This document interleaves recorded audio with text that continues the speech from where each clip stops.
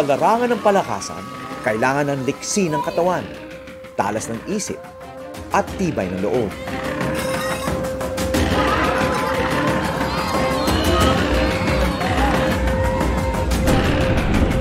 May nakilala kaming mga natatanging atleta.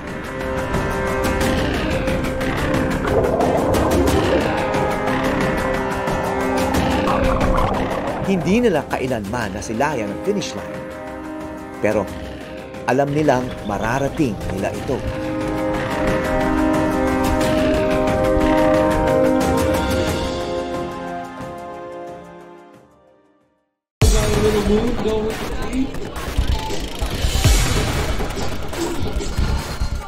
Dito sa Subic Bay sa Zambales, gaganapin ang isang national competition ng triathlon. Left side of the course is the warm-up area. Dinaluhan ito ng mga atleta mula sa iba't ibang bahagi ng bansa. Kalahok din ang mga para-athlete. Kabilang ang kambal na sina Joshua at Jerome Nelmida mula sa Muntinlupa City. Kasama ang kanilang mga guide na kinakailangan para makalahok sila sa mga palaro tulad nito.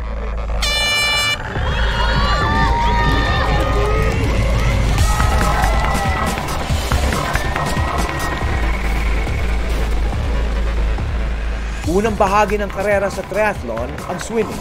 Okay, our women's sprint are in the water and our para-triathletes are reporting to the start line. Panghuling sasalang ang mga para-athletes. 1 lap o 750 meters ang kailangan nilang languyin. Alright, and our para-triathletes are in the water. Bago pa man natutong lumangoy ang kambal, nakilala ko na sila. Halos 2 dekada na ang nakararaan. Halika na.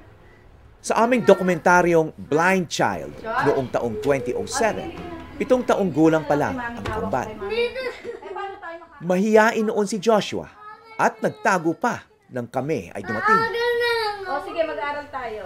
Pero si Jerome, bibo na noon pa man. Alam mo na kung nasaan ka ngayon? Dito sa Alabang. Parehong hindi nakakakita ang kambal. Premature o kulang pa sa buwan nang sila'y ipanganak. Hindi pa buo noon ang kanilang retina na importanteng bahagi ng ating mata. Anong pangalan mo? Howie. Mahiyain si Joshua, pero si Jerome nagpresente pang magpa-interview. Pero siya raw ang magtatanong. Anong trabaho mo? Nagtatrabaho ko sa TV. Sa TV. Oo, nag-i-interview ako ng mga iba't ibang tao. Ever since birth nila, hindi ko pa alam sila na blind. Talaga sabi ko, kahit anong mangyari sa kanila, basta mabuhay lang sila. Kasi, as in, parang mamamatay na sila nung una nung naka-incubator. Nakita ko sila sa incubator. Hi. This is Jerome. This is Mr. Howie. Hi, Howie. Kumusta? Oh, Annette! Oh! Oh, hindi ka nagbago. Yeah, wow. Long time no see. Oh, Good morning po. Ito yung mga nagbago. Hello po. Hulaan ko, Jerome. Yes po. Joshua. Oh, wow. Hello po. Wow. Galing, ang galing. Ang dami niya ng tagumpay, ha? Congratulations. Thank you so much po. Oo. 24 years old na ang dalawa ngayon. May kanya-kanyang hilig, pero kambal pa rin sila pagdating sa dedikasyon sa sports. Mga miyembro sila ng National Para-Athlete Triathlon Team. At silang dalawa lang ang blind triathletes sa bansa. Totally blind na pareho, pero naaalala ko pa noong nakaaaninang pa si Joshua. Mami, anong gagawin sa labas? Mami! Hindi. Light lang yun, light lang. Ayoko. Mami, sino nagbukas ng ilaw? Mami, bisita light of the camera. Talagang iyakin talaga ako noon. Nandyan na ako sa hagdanan, nagtatago. Ayoko talagang magpakita kasi ganun po ako dati. Hi, Jerome. Ang lalaki nyo na. Mga binata na, ha? Taong 2011, muli kong binalikan ng kambal.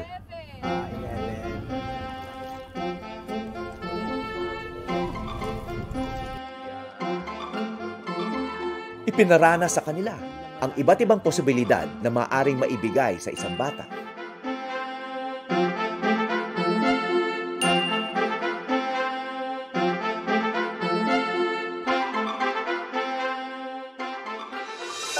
Mula noon, ininganyo na raw ni Mami Annette ang mga anak na subukan pa ang maraming bagay, lalo na ang sports.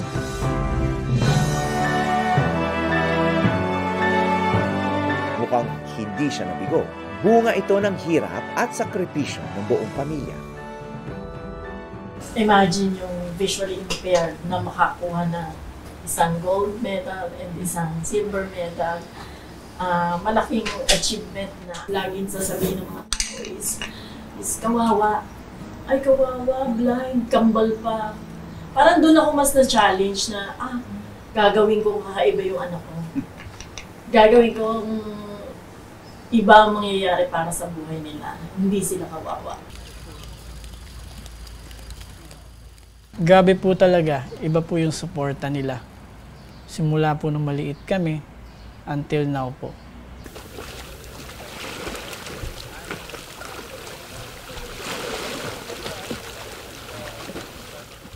Paano nyo na-discover itong kambal for triathlon? Sa Bert Losada Swim School, meron kaming swimming with disability, pero physical disability, hindi yung visual impairment. So I had to find a way on paano ba, how do they operate? Ano ba ang ability nila? Hanggang saan ba? Nung na-master na nila yung fundamentals ng stroke, siyempre marunong naman din magbilang, they can count na their strokes. So, since heightened yung sense of feel nila, consistent ngayon yung stroke nila. So, nabibilang nila from wall to wall.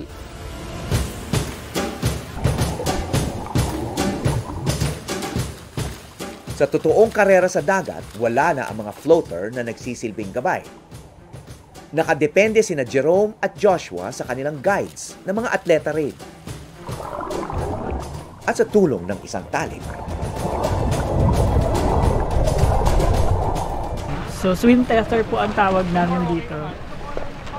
Nilalagay lang po namin siya actually sa waist or kung saan comfortable yung athlete at saka si guide. Well, syempre hindi sila nakakakita. Tapos ang most ng competitions na sinasalihan namin ay open water. So para hindi sila mawala, syempre kailangan nakatali siya sa waist ko. Para at all times, nababantayan ko siya. Nangunguna si Jerome at ang kanyang guide na si Long.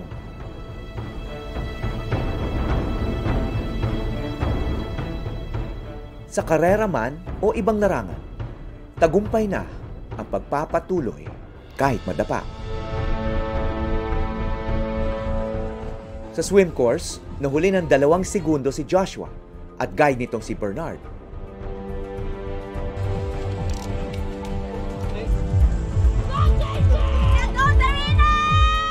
Ang pagkakasabay-sabay at koordinasyon ang masusubukan sa susunod na yugto ng kompetisyon. Ang biking.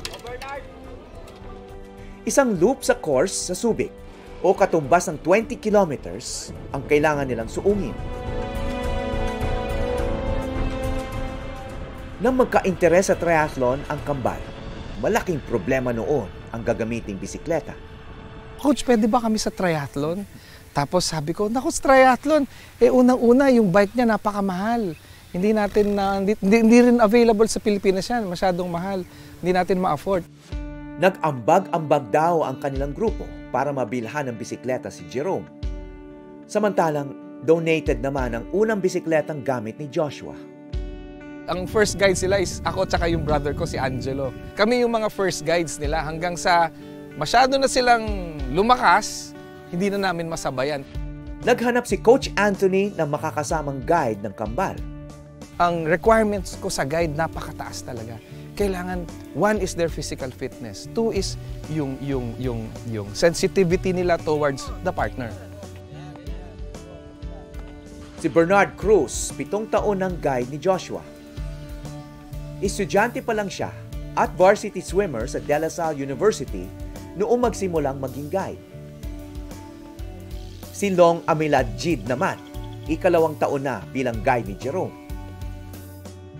Bahagi siya ng Philippine Navy at nagboluntaryo raw noon na maging guide.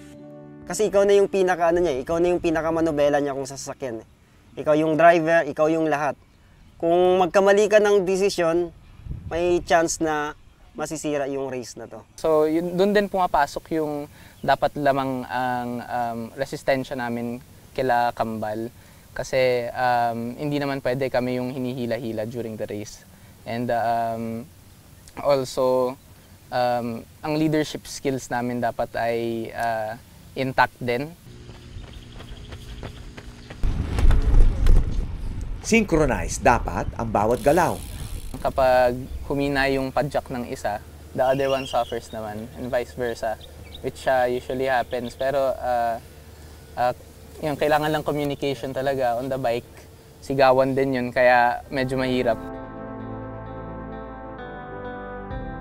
Kayo yung mata, kayo yung nagsasabi sa kanila kung saan pupunta, kung kailan liliko, etc. Pero ano yung ambag nila sa team?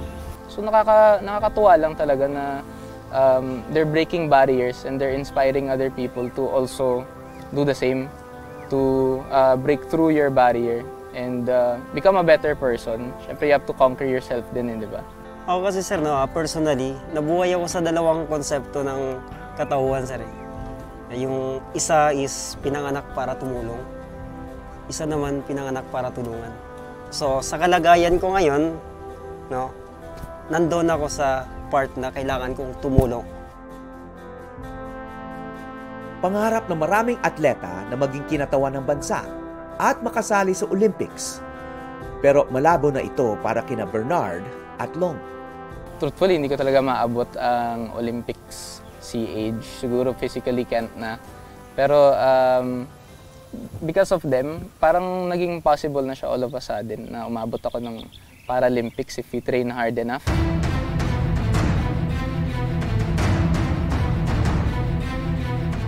Matapos ang mahigit kalahating oras na pagpadyak, malapit na ang kambal sa ikalawang transition.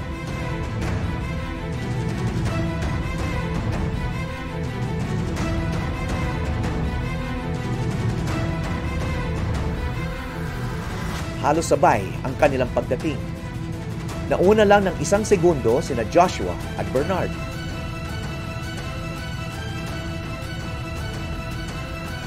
Ang huling bahagi ng karera ang pagtakbo. 3 loop o katumbas ng 5 kilometro patungo sa finish line. Hindi lang bilis at tibay ang puhunan sa karera, kundi ang lakas mula sa mga taong naniniwala sa kanila.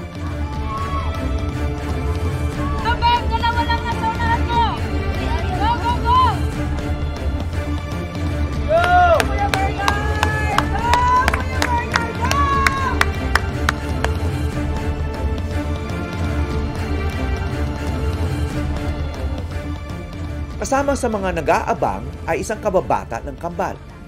Dumayo rito si Aliyah Maclit, isang matalik na kaibigan ng dalawa noon pa man. Siya rin ang dahilan kung bakit ko nakilala ang kambal. Naka-eskwela niya noon.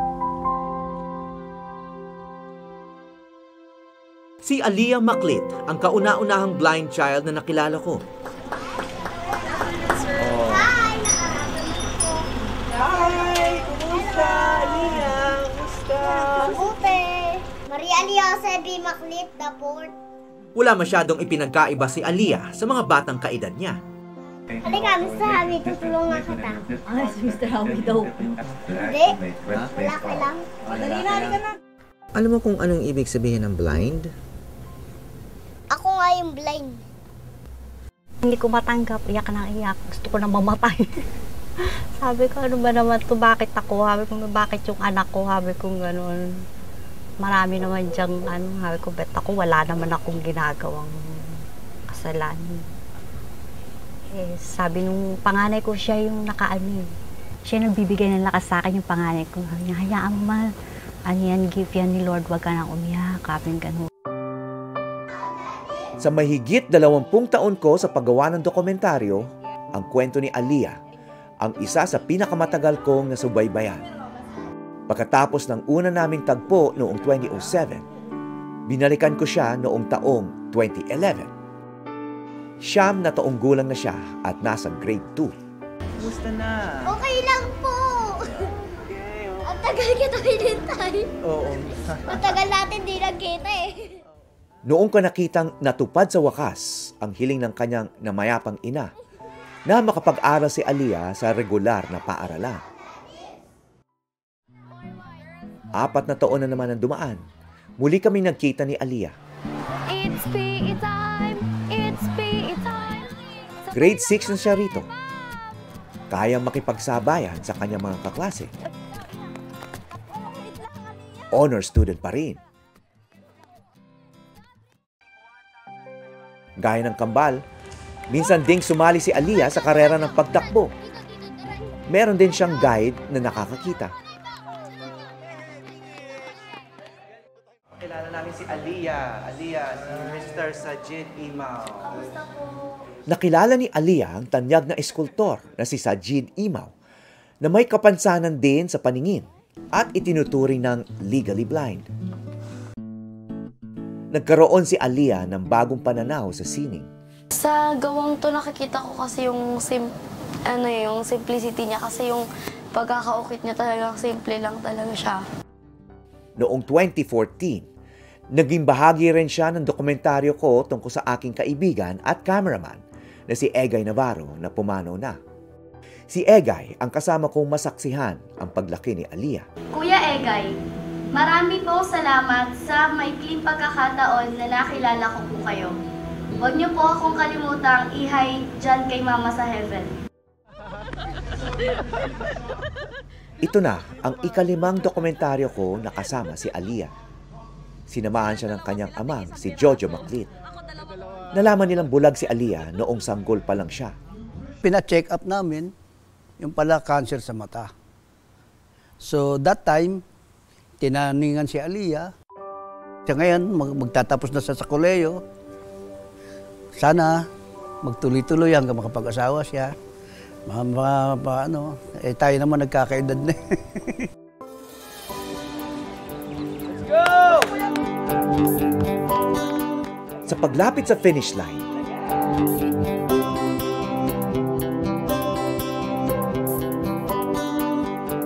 ang bawat segundo mas mahalaga.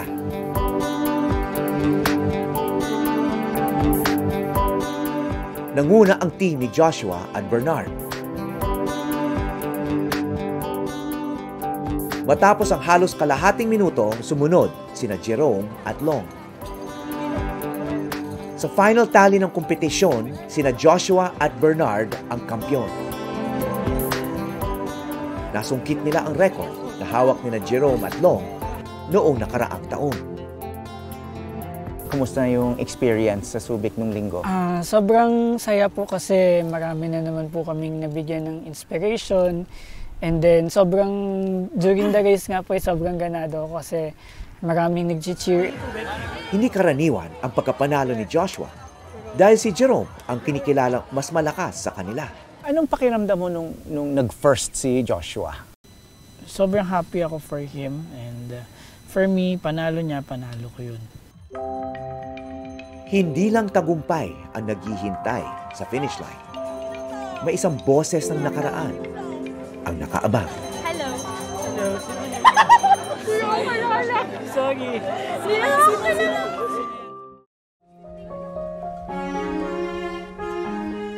Aliyah!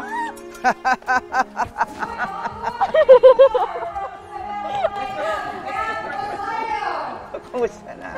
Ayos lang. Sakto na. Sakto lang. Dalagang na. Ilan taon ka na? 22. Magto-23 na ako sa 8. Anong inaaral mo ngayon? Psychology po. Ano na po ako, second trim ng third year. So, isang trim na lang. Tapos, after nun, OJT. Graduate now, December. You deserve the song titled Alamat. Mga musmus lang sila nang makilala ko noon. May kanya-kanya na silang mga pangarap na tinutupad ngayon. Sino yan? Sino yan? Kakalimutan na kita ni Mama nila. Si Alia Batas. Ay! O diba? Wala surprise! Finisher! Alamat! Paratry men, BTS visually impaired. In second place, team number 47, Jerome Nambida with guide Chernel Abdulaji.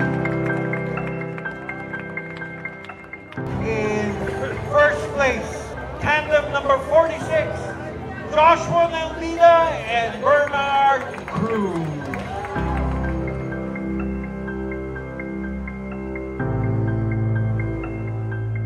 Ang una natin gagawin, alam mo, Alia, Ipinaalala ko ang unang dokumentaryo ko tungkol sa kanila. Noong 5 taon pa lang siya. Alia sabi mag-flip the board. Ang computer, bigyan po mo to. Oo? Ngayon, ayos Sabi na? Oo. Talaga? Sige, Kapon sira ay gumanon yung power supply. Boom! Gumanon. Sabi ko gano'n, ito pagka napalaki ko to, wag mo na itong kukunin. Sabi ko gano'n. Ngayong maliit pa siya, kung talagang hindi siya para sa akin, kunin mo na siya. Sabi ko gano'n. Pero pag napalaki ko to, wag mo na siyang babawiin sa akin. Naiiyak ako. Bakit yung anak ko? Yan, yung mama naman. Pumanaw ang kanyang ina noong 2010. 3 taon matapos ipalabas ang aming unang dokumentaryo tungkol sa visually impaired na mga bata. Halika na, anak! Ayaw mo ba kay Teacher Lee? Sino tatago sa hagdan? Pero ngayon, narinig mo sarili mo, narinig mo yung kambal, ano yung naging reaction mo? Wala na, amuse lang ako. Before kasi, nung bata kami, ang babaw lang ng mundo, parang, okay, ito lang siya. Tapos parang, ngayon tumatanda na pala kami, parang, hala, nag-iba na yung mga perception, teka lang. Tapos parang, ito nga pala, ito pala kami dati.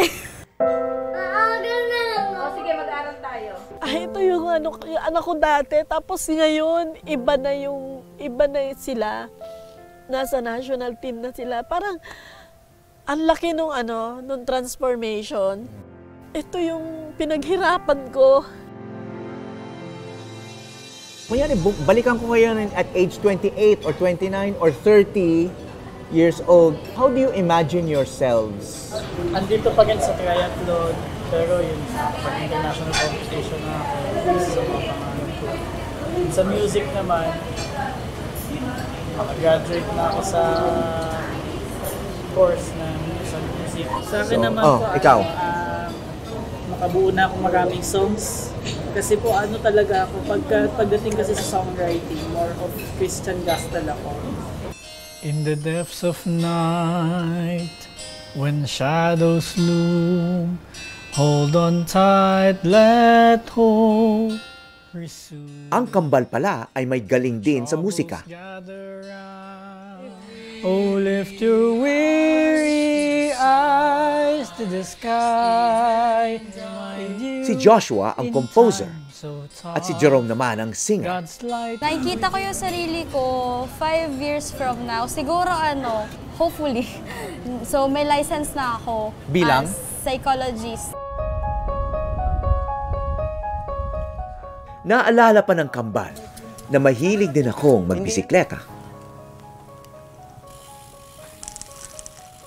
Challenge ako ni Jerome na subukan yung kanilang tandem bike na hindi ko pa nasusubukan sa buong buhay ko, nakikita ko lang to. So, first time ako makasakay. Oh my God! Sandali! Okay. Sige. Taas pa yung pedal. Pedal na. Uupo ng ganun, opo. Pedal na. Oh, okay. Opo. So, tsaka lang uupo. Okay. Yes po.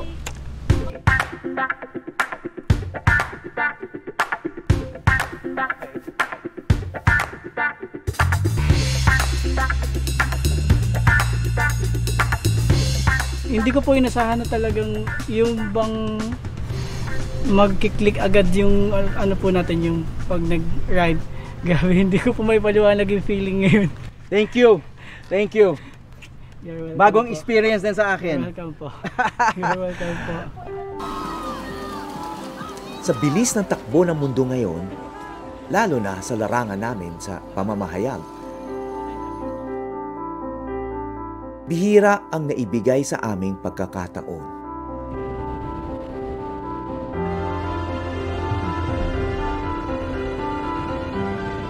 18 taon na namin silang sinusundan. Ipinakikita ang pagbabago hindi lang sa mga bata, kundi sa lipunan na nag-aaruga at nagkukulang pa rin sa mga katulad nila. Pati ako, makikita rin ang pagtanda. Noong una ko silang nakilala, inisip ko talaga kung anong magiging kapalaran nila.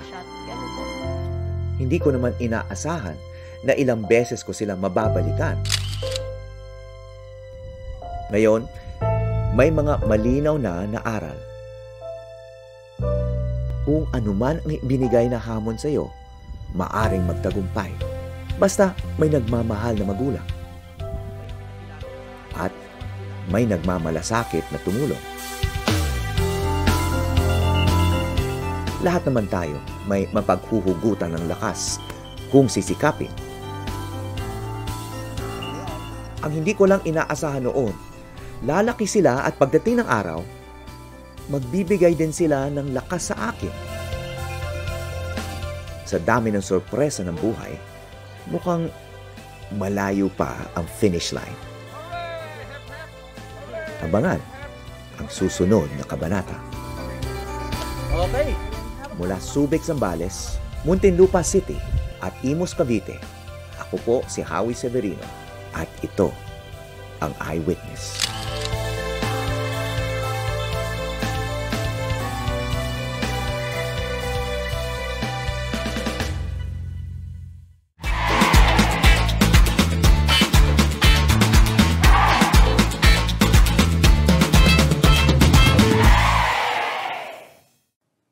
Maraming salamat sa pagtutok sa Eyewitness, mga kapuso. Ano masasabi niyo sa dokumentaryong ito? I-comment na yan at mag-subscribe sa GMA Public Affairs YouTube channel.